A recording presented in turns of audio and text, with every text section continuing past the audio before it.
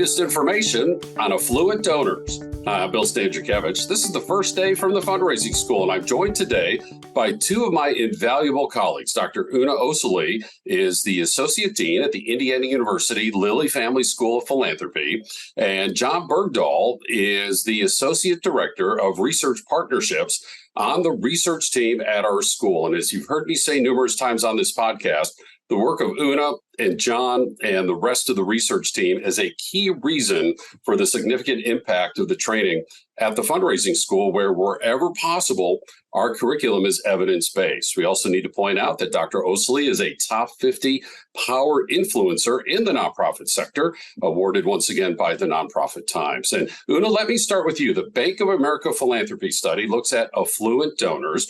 What are some of the findings that really jump off the page for you from this year's report? Well, thank you, Bill. And I would say this year, one of the strong findings emerging from the report is that high net worth individuals, affluent Americans, remain committed to philanthropy. We see very high rates of giving among the wealthiest Americans, and that trend has continued. And I think the other finding that is also very encouraging is we've also seen an uptick in the volunteering results. As many know, during the pandemic, due to stay-at-home orders and social distancing, we saw a decline in volunteering. And I think one of the really encouraging signs from this year's report is that recovery in volunteering rates. John, how about for you? Can you help us define, first of all, who is an affluent donor in this study? What parameters were utilized? And what were some of the big picture takeaways for you as the data came available? Sure. So our definition for an affluent household is any household in which their wealth, excluding their home or wherever they live, is $1 million or more, or their household income is $200,000 or more. And so, which is why part of the reason why we go with affluent now instead of the high net worth. It's a little bit lower down classification's the idea. And as far as kind of the most interesting thing for me is sort of a broad narrative thing in which we saw in 2020, where we also had this study, the effects of the pandemic as a huge shock to the system of philanthropy and all sorts of these variables that we keep track of on a biannual basis, going in crazy directions and everything, big spikes. And we were kind of curious to see what that would look like here in 2022 afterwards, and whether things would be all the way back to what they had been before, whether things were going to stay at where they were. And the answer is kind of in the middle for a lot of these things. Things like volunteering did raise from 2020, but it's below where it was in 2017. People are giving more due to issues rather than organizations than they did in 2017, but less so than they did in 2020. There's a lot of findings like that. So, John, if I could just stay with you for a moment, the giving from affluent donors down compared to 2020, which, as we've talked about with other studies, very unique because of the pandemic and an increase of awareness around social justice issues, but 14% higher than before the pandemic, right? Right. And, this is something that we also have seen in Giving USA a little bit too, where 2020 elicited a really tremendous surge of giving from across the spectrum, including from affluent Americans. And in 2022, in contrast a little bit, we had a lot of decrease in, that was the first year in a while where the stock market took a year-long hit, not just a partial one, but, even when people are doing their taxes in December, it was still quite a bit lower. And so, seeing it down from 2020 is not necessarily a surprise, but it was a relief to see that it was at least still up from where it had been previously. And John, are the destinations of these gifts remaining the same compared with past years? What did this year's study find?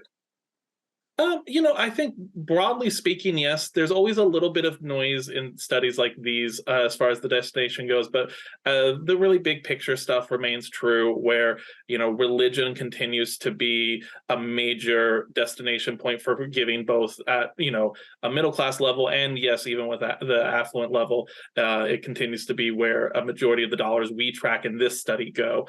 Or not a majority, rather, a plurality. But other things, higher ed did quite well. Basic needs is down from 2020, but still a considerable amount.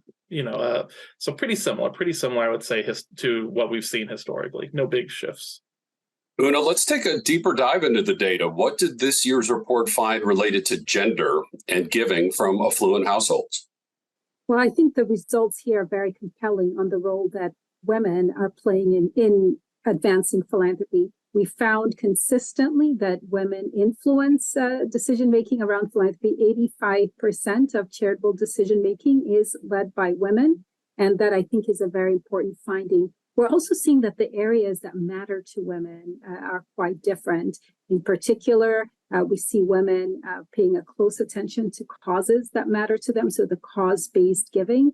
We also see the importance of new areas of giving, racial equity giving, also climate being important to women. So in so many different areas, you could say women are helping really lead the way in areas of giving. Their volunteering rates are also higher on average. And so on the whole, the charitable sector, I think, already has seen the growing influence of women at the top level, but the data now support a broad-based, I think, leadership position for women in philanthropy. And fundraisers are always wondering about those next generations. We talk quite a bit about millennials and Gen Z and Zillennials, those folks who are kind of in between. Una, what does this study show about what we're seeing with generational distinctions within affluent households? Yes, I think here the data also speak to the power and potential of the next generation of donors. What we call in this study the next gen of donors are donors who are currently under the age of 42. So they include millennials, but also Gen Z individuals. We've seen that these donors have a much broader definition of philanthropy that includes giving, it includes volunteering, but it also includes conscious consumerism, the decisions they make around what they buy, impact investing, and so many other new ways. One particular data point that stands out in the study is the areas that are important to younger donors, their priorities around their charitable giving. Turns out climate is one of their top priorities. In fact, they're twice as likely as their older counterparts to select climate. So as we think about engaging and harnessing the power of these next-gen donors, I think it's important that we meet them where they are and understand what their priorities are. Causes matter to them. Climate is certainly very important. And they have this much more expansive definition, which means they do want to be engaged in different aspects of nonprofit work. And this is just the latest data report at the fundraising school we've been emphasizing. If you had that mindset 5-10 years ago that millennials were not donating, this is yet further evidence that millennials now are showing up as donors. And they have specific causes, specific methods, specific areas of interest. And this affluent donor study is yet the latest data point, reminding fundraisers to be inclusive of all generations in your fundraising planning. John, let me ask you, there are some affluent families, affluent households that aren't donating compared to the last report. What do those numbers show? And what is some of the analysis that comes out of this report? Sure. So in a broad sense, we did not see a really huge decline in overall the number of donors, but it was a significant little dip of going from 88% to 85%, which is still, very, very high in comparison to a general population sample. But that being said, what is interesting is looking at the stated reasons for not giving. In which we had considerably more people sort of saying that they felt their resources were constrained, whether it was directly saying, I did not have the resources to give, or my priority was taking care of my family. Both of those were up very significantly from prior years in terms of the stated reason for not giving. And, I think these households, affluent though they were, did feel that pinch from both the declining stock market and from the high inflation rates we saw in 2022. And these things probably contributed a little bit to, that decline in discretionary income, which is where so much of giving is coming from. Something to keep in mind when we're talking with all of our donors, including those who are in affluent households, that folks are generous. And the data here showing when there's a decline that folks are unhappy with the nonprofit sector, there are other things happening with their wealth, with their family conditions are often the reasons why. Una, let me ask you in conclusion, what type of vehicles are affluent households using when they're making these gifts? Is it cash? Is it donor advised funds? Is it a wide range of vehicles that they're utilizing? What do the data show us? I think cash is still one of the key ways that donors give, but I would emphasize that over the time that we've been studying affluent households over the past few decades, high net worth households, affluent households are using a wide range of vehicles to make their charitable donations. Some of them are establishing donor advised funds, but beyond that, we're also seeing the impact of planned gifts, many making commitments around charitable giving and using a wider array of tools to achieve their charitable goals. And so important for fundraisers to pay attention to how those vehicles are changing and understand that different vehicles may be suitable or attractive to donors. So once again, meeting donors where they are on the kinds of gifts they want to make, whether those are current, planned, multi-year, but also understanding that the landscape is changing and there is a broad array of vehicles that are being used.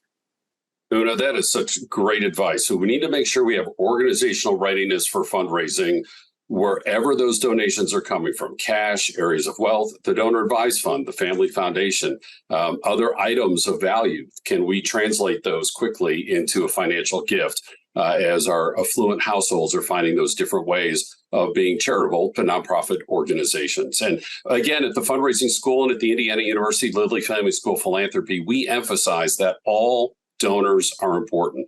All gifts are important. We need to be inclusive across our entire donor pyramid, including at the base with our wonderful neighbors who can make smaller gifts. And yet, this study helps us also get good information about those donors who can make those larger gifts to strengthen our nonprofit organizations, lead our campaigns, and be part of major gift efforts. Let me ask both of you to conclude how this study can best be used. John, I'll start with you. What advice do you have for fundraisers as you kind of step back, look at all the analysis you've done on this study, and how this can be operationalized effectively by fundraisers as they raise support for nonprofit organizations? Sure. I'll actually spin off of a point that was made earlier about the sort of next generation of donor, that millennial and younger.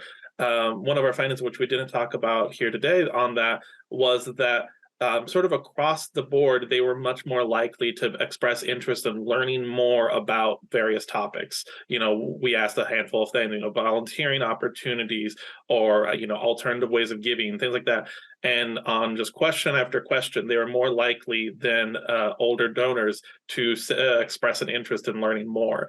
And I think there is that sort of a thirst for knowledge among these donors where maybe the money is not quite there or it is not quite at the same level as an older donor, but there's quite a bit of a desire to become more involved and for that community. And I think that's something that could really be expanded upon and latched on.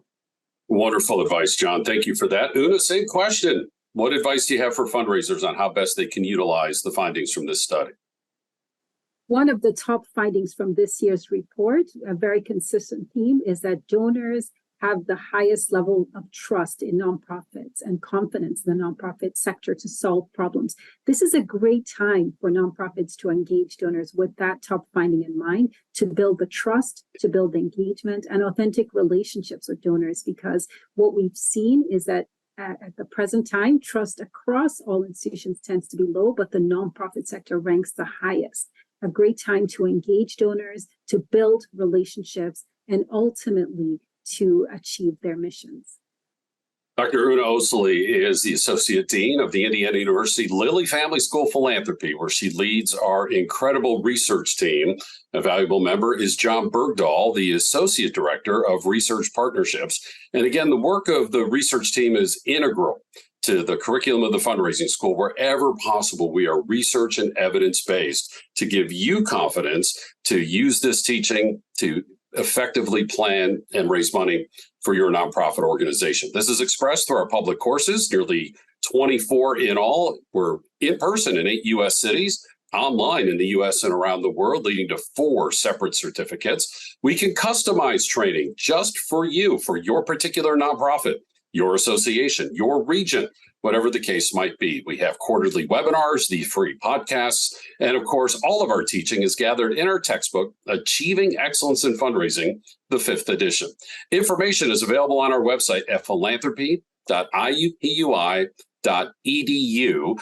If you / the fundraising school, you'll go straight to the fundraising school. If you use that URL, look across the top toolbar for research. There's a pull down menu, and our research is available to you free of charge. And as you can see from Una and John, it's not just research for the sake of the data and the analysis, but how this can be translated into effective leadership in the nonprofit sector, effective fundraising, and yes, effective charitable giving by donors as well. Again, that website, philanthropy.iupui.edu. I'm so grateful to Una and John for being with us on this podcast, produced by Mike Anthony and Jennifer Boffman. I'm Bill Stanczykiewicz, and now you are now more fully informed on this first day from the fundraising school.